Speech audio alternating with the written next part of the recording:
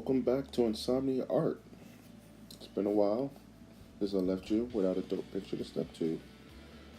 This subject this time is Zatanna, the resident magic woman, the magician in the DC universe.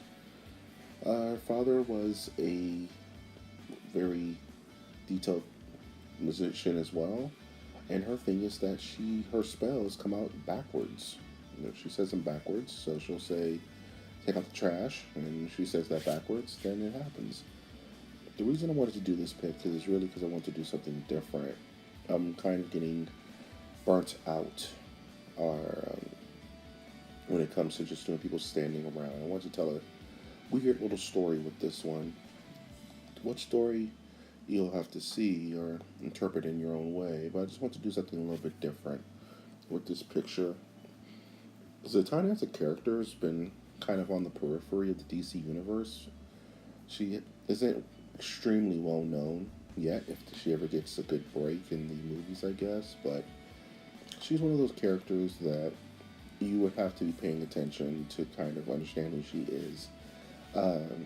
My first experience with the character was from an episode called Zatanna on Batman the Animated Series, where she wasn't as powerful as she appears in other iterations. This is where Bruce learned to be a magician as part of his training to be Batman, and he trained under her father, Zatanna. She began to catch feelings for him, as most do for Bruce Wayne and his tortured little self, and she was really good at, you know, removing handcuffs, doing little parlor tricks. But in other iterations, like Justice League, where she appears, she's a full blown magician, like levitation, reality manipulation, crazy stuff. So it's like, I wonder, and that's kind of like what they've gone through, or what's been her modus operandi in the comics. So I figured that's the canon, as they would say, iteration of her.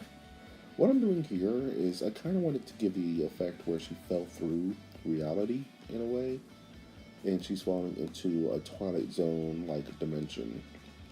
So the little cracks on the sides is kind of the A reality she was in before breaking through and kind of shattering, and her falling back into this strange lighting abyss. So now I'm just doing the jacket, which is the black, the black on black, but did something different where I just filled the entire black area and actually erased where I wanted my lighting to be, which actually worked out very well. So I think I'm going to be doing it that way from here on out for the characters like Black Panther or Catwoman, who have these latex almost shiny black outfits where the majority of it's black, but it's really just reflective light that's popping off of it and not really natural light. So it makes it a lot easier to work negative when it comes to black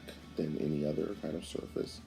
So I'm inking in my grays, as I've been doing lately, because it gives me more of a pencil feel, and I'm more confident in that doing it that way than inking in black, which is just a weird mental thing. But I'm happy with it because I get the effect I want at the end of the day.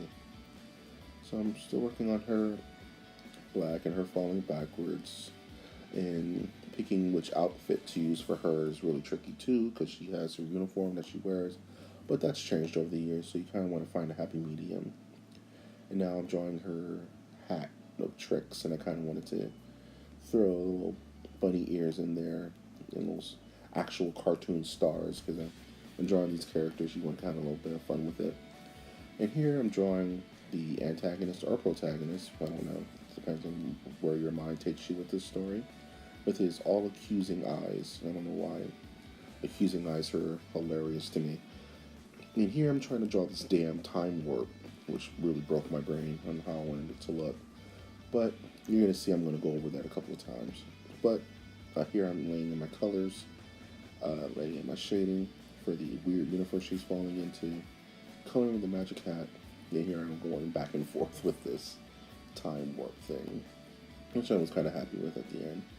Drawing in his weird, crazy Technicolor eyes, and it came out really well. I like this one. It's weird. It's fun. I'm going to be doing more pictures like this where it kind of tells a weird story and be a little bit more creative. And like putting in my highlights. And that's about it. I'm really like this one. Hope you dug it. This is Mike at Naval Cosmos signing off. And keep the magic in your hearts, ladies and gentlemen.